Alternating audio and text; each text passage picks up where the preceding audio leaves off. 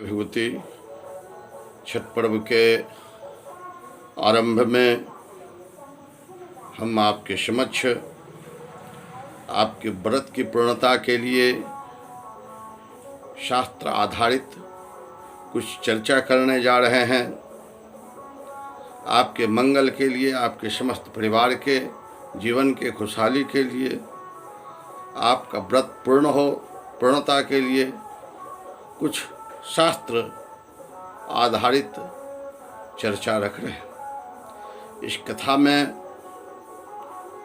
सतयुग का भी वर्णन है और इस कथा में द्वापर का भी वर्णन है।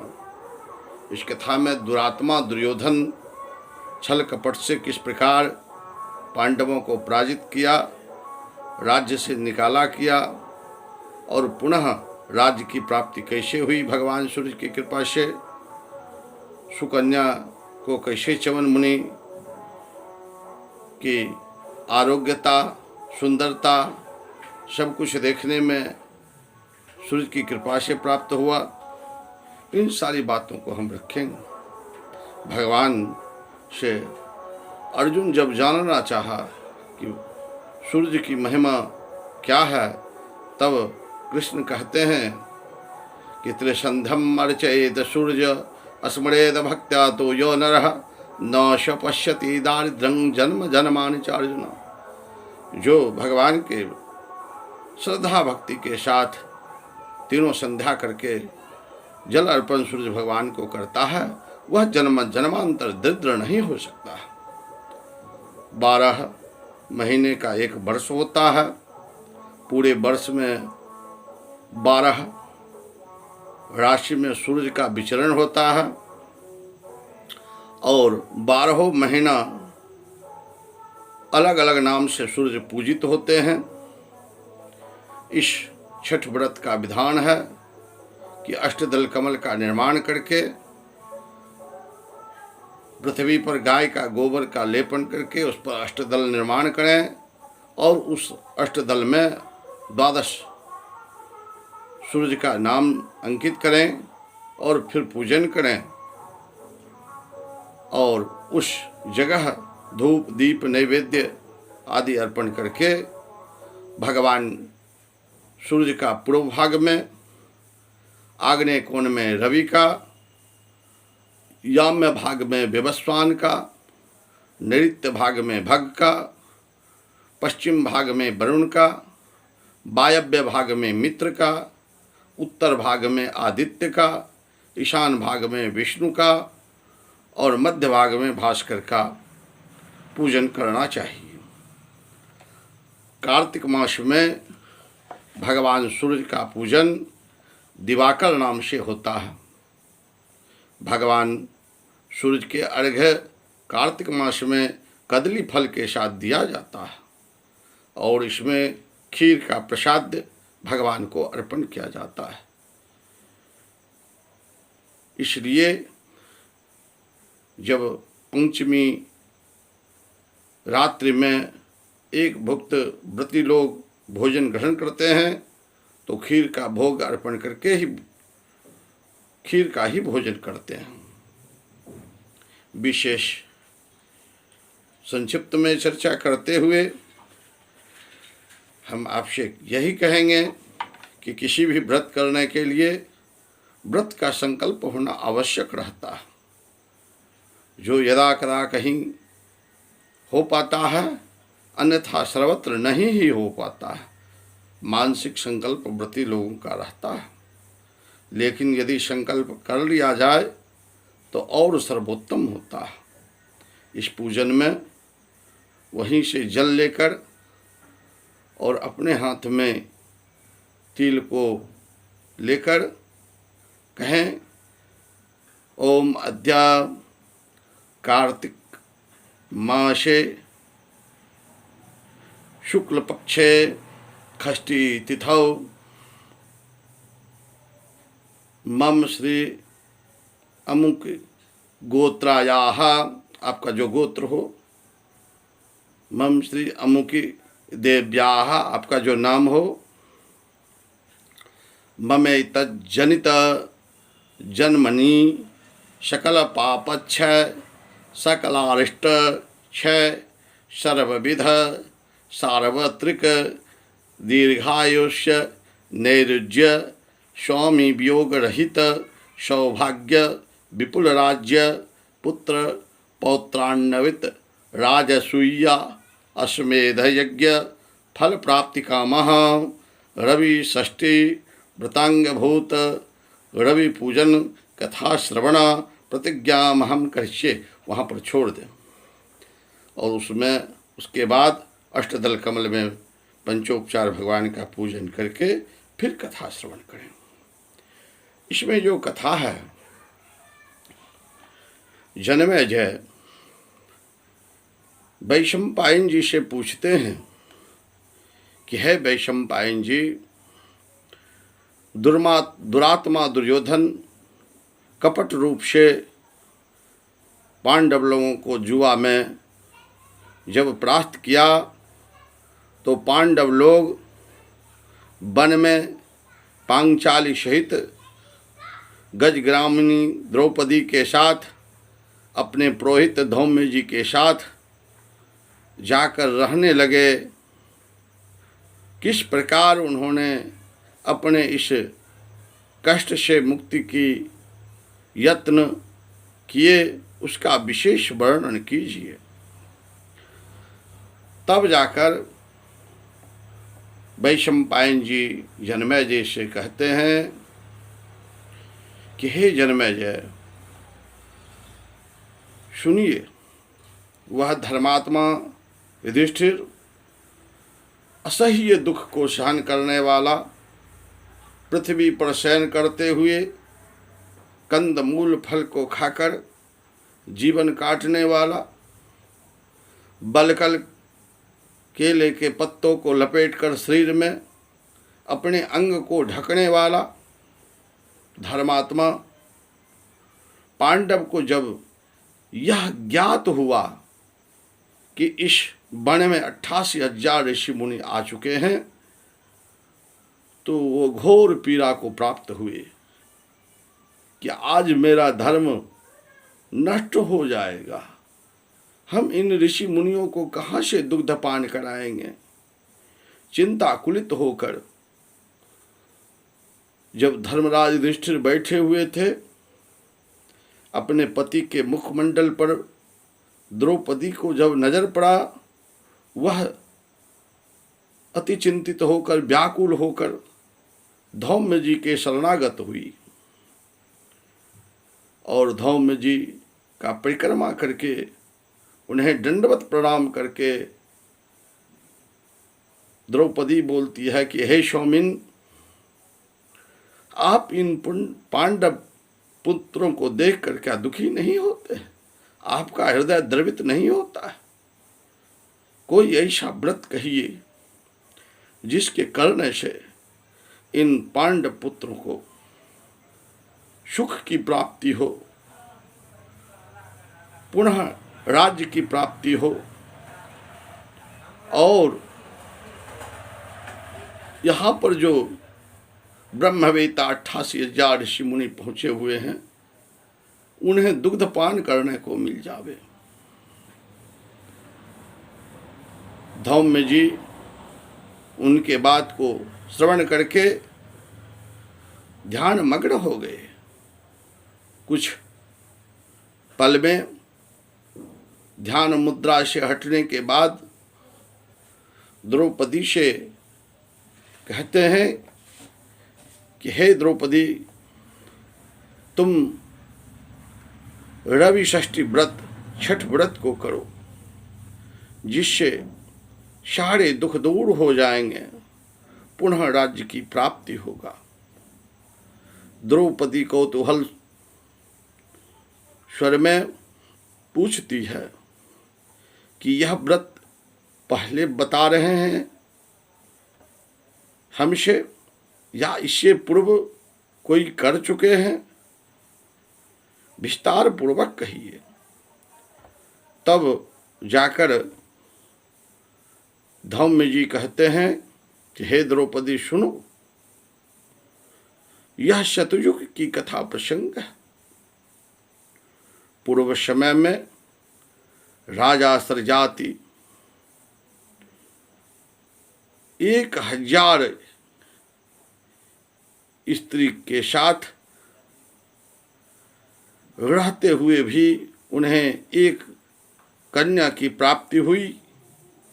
वह कन्या इतना सुंदर, चंद्रमा के समान मुख, कमल के समान नेत्र, कुंभस्तनी थी। उसके सदृश कोई दूसरा सुंदर नहीं देखा मैंने।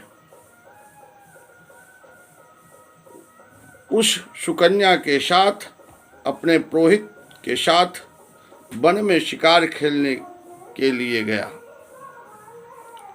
जब वन में कई दिन बीतने चला, उसी क्रम में सुकन्या पूजनार्थ पुष्प लेने के लिए विचरण कर रही थी। उसी वन में चमन मुनि घोर तपस्या कर रहे थे। चमन मुनि का संपूर्ण शरीर दीमक खा चुका था। दोनों नेत्र जुगनू की भांति चमक रहा था। उसे सुकन्या देखकर विस्मित हुई और अपने सखियों के साथ जाकर उनके नेत्र को फोड़ डाला, जिससे रुधिर की धार बहने लगी। इस कष्ट से उस राजा के सेना सहित मलमूत्र सब बंद हो गया। 3 दिन 3 रात्रि व्यतीत होने के बाद सभी व्याकुल हो गए कि किस कारण यह इस प्रकार का कष्ट उपस्थित हुआ। राजा सरजाति अपने पुरोहित से पूछते, उनका पुरोहित जब ध्यान किए तब बताते हैं कि हे राजन, इसी वन में भार्गववंशी चमन मुनि घोर तपस्या कर रहे हैं, जिनका शरीर संपूर्ण दिमक खा चुका है, और उनके नेत्र को आपकी बच्ची ने चंचलावस्था के कारण नेत्र को फोड़ दिया, जिससे ऋषि को बहुत कष्ट हो रहा है। उन्हीं के कोप से इस प्रकार का कष्ट आप लोगों को उपस्थित हुआ है। सो हे राजन, आप अपनी कन्या उन ऋषिवर को दान करें, जिससे ऋषि प्रसन्न हो जाएंगे और आपके इस प्रकार का कष्ट दूर हो जाएगा। तब जाकर राजा सरजाति ने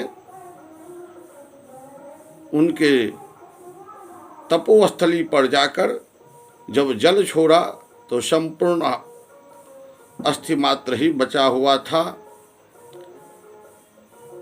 उन्होंने प्रार्थना करके ऋषि चमन जी से कहा कि हे ऋषिवर, मेरी सुकन्या के से अनजान में आपके ये नेत्र फूट गए, सो आपके सेवार्थ हम अपनी कन्या आपको दान में दे रहे हैं। इससे च्यवन मुनि बहुत प्रसन्न हुए। उन्होंने च्यवन मुनि को उसी समय दान दिया कन्या, और वहाँ उनकी प्रसन्नता के कारण इन सब का दुख दूर हुआ। मलमूत्र आदि त्याग करने के उपरांत सभी सकुशल वहाँ से अपने राज्य को प्राप्त हुए। कुछ दिन उपरांत वह सुकन्या छोटे सा सरोवर, वह काश्यप जी का आश्रम था, वहाँ जल लेने जब गई तो देखती है कि नाग कन्या दिव्य वस्त्रों के साथ नाना अलंकार, गहना जेवर, रत्न आदि से सुसज्जित होकर भगवान सूर्य की पूजन कर रही थी। वहां पर जाकर धीरे से पूछती, भाई कि आप किनका पूजन कर रहे हैं, इस पूजन से क्या होता है, क्यों आप यहाँ आए? तब जाकर नाग कन्या उन्हें बतलाती है कि मैं नाग कन्या हूँ, काश्यप मुनि के पूजनार्थ यहाँ पहुँची हूँ और मैं रवि षष्ठी व्रत छठ व्रत का नियम करके यहाँ पूजनार्थ आई हूँ। उन्होंने छठ व्रत का विधान सुकन्या को बताया, जिस व्रत को विधि पूर्वक करने से च्यवन मुनि का शरीर सुंदर सा हो गया, पूर्ण रूप से यौवनावस्था को प्राप्त हुए, लक्ष्मी नारायण की भांति सुंदरता को प्राप्त करके वैभव पूर्ण सुख को भोगते हुए आनंदित हो गए। धौम्य जी कहते हैं कि हे द्रौपदी, तुम इसी व्रत को करो जिस व्रत को करने से सुकन्या को पुनः पति का सुंदर स्वरूप प्राप्त हुआ, च्यवन जी का सुंदर शरीर मिला, राज सुख की प्राप्ति हुई, तुम्हें भी होगा। द्रौपदी ने इसी व्रत का विधान किया। इस विधान से उन्हें वहाँ पर आए हुए 88,000 ऋषि मुनियों को दुग्ध प्राण कराने के संकल्प मात्र से ही पूर्ति हुई। उन सभी ब्राह्मणों तपोवेता 88,000 ऋषि मुनियों का आशीर्वाद उन्हें मिला, पुनः राज्य सुख की प्राप्ति हुई। जो व्रती इस व्रत को नियम पूर्वक करते हैं उन्हें अखंड सौभाग्य की प्राप्ति, पुत्र पौत्रादि की प्राप्ति होता है, राज सुख की प्राप्ति होती है, समस्त मंगल कार्य सिद्ध होते हैं।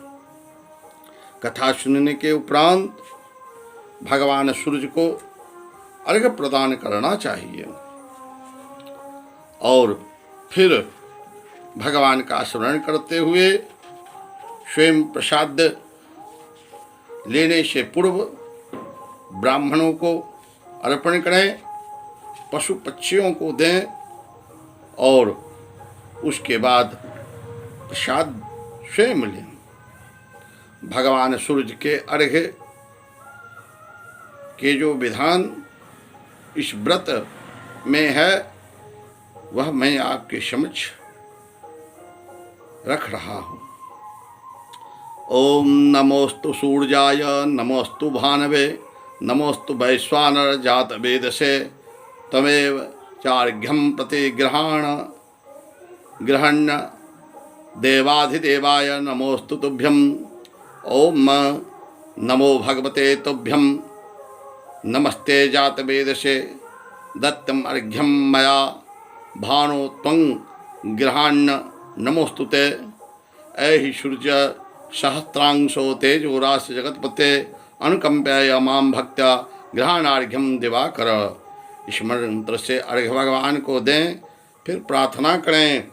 ओम नमः सवित्रे जगदेक चक्षुषे जगत प्रसूते स्थिते नाश हेतवे त्रयी मणाय त्रिगुण आत्म धारण विरंचि नारायण शंकरात्मने। इस प्रकार से उनका प्रार्थना करें और फिर उन्हें अपने कर्म का फल अर्पण करते हुए स्मृत्या च नामोक्त्या तपोयज्ञ क्रियादेशो संपूर्णतांग याते सद्यो वंदे तमुच्यतम कहकर भगवान सूर्य को प्रणाम करें। बोलिए प्रेम पूर्वक श्री दाता दीनानाथ की जय, छठी मैया की जय। आप सब का जीवन सुखमय हो, आरोग्यता की प्राप्ति हो, मंगल की कामना करते हुए इस व्रत कथा का विश्राम यहीं पर रखते हैं। आगे आप लोगों के समक्ष फिर अनेक बातों को लेकर हम उपस्थित होते ही रहेंगे। तब तक के लिए जय भगवती, जय दीनानाथ।